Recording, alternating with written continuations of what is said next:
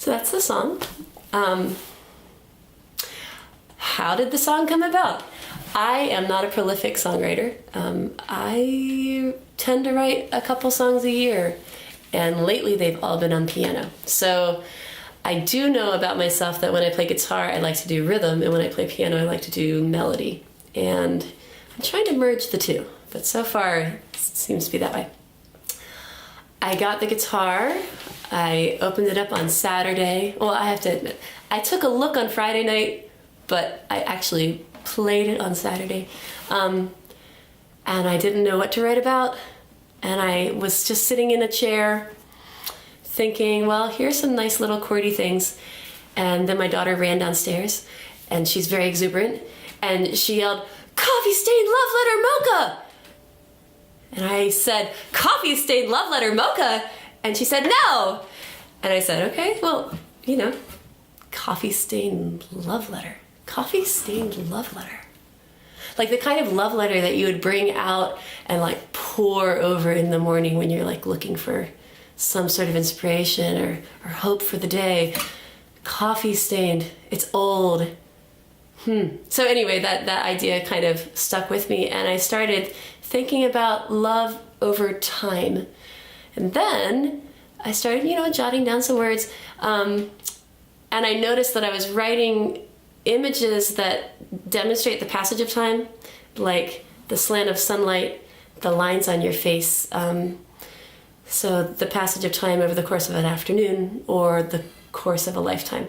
And I wanted to stick with that, but at the same time I noticed that I was having all these phrases with lines, and that made me think about intersections and paths. And so I stayed with that for a little while. Rhythmically, I kept saying the lines of your letter, and if you say that more than once, it kind of has to be the focal point. Whatever you repeat over and over, that's kind of the focal point. So I created a fictitious love letter. Not that I haven't received love letters, but this is like the kind that you hold in your heart. It like speaks to you with everything you ever wanted it to say. Like that's what we're talking about. Amazing. My husband said, "So what letter are we talking about?" And I said, no, it's a made-up letter.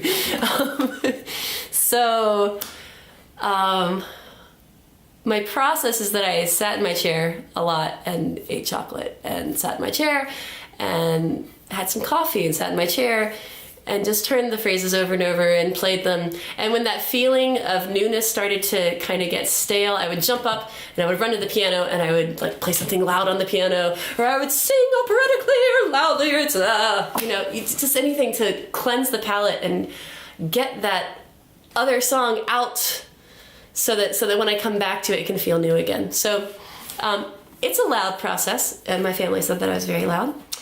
And yet, on Saturday, I wrote the first verse and the chorus, and kind of was fiddling about with the second verse, but not feeling really happy about it. And then Sunday, I came back and wrote the second chorus, or the second verse. And I didn't know what to do about the bridge. I was looking over past songwriting notes, and it was, just when people analyze songs, they're so specific and clear. And there was a Nashville person once who said, yeah, you start with like outwardly like physical things, and then as you go through the verse, you slowly put in more internal reaction, and then the bridge provides a whole separate perspective. And then, I was thinking about all of these directions, and I had no idea where to go. And I was just thinking, well, it's about time, but is it about, I guess it's a long plot about a love that lasts over time. And I was sitting in my chair, my daughter's friend came and sat down and watched me for a little while, and then she said something, I don't know why she was mentioning this, but she's very into mythology, and she said something like, Hecate, the goddess of crossroads. And I said, crossroads? Oh, well, that's it, because that's like paths and time and like decisions. And I said, that's my song. You just wrote my song for me. So then I made the bridge.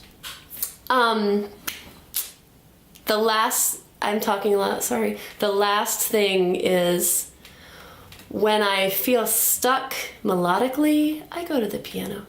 And I would find the chords on the piano and like sing it along, but it just seems like my hands can find better melody options when I'm playing the piano as opposed to playing the guitar. So that's, you know, what I do. Is there anything else to say about this whole thing? I want to say that this is an awesome project. And I went through before I even got the guitar and I looked at all of the websites. I probably watched 40 songs in the space of an evening all around the country.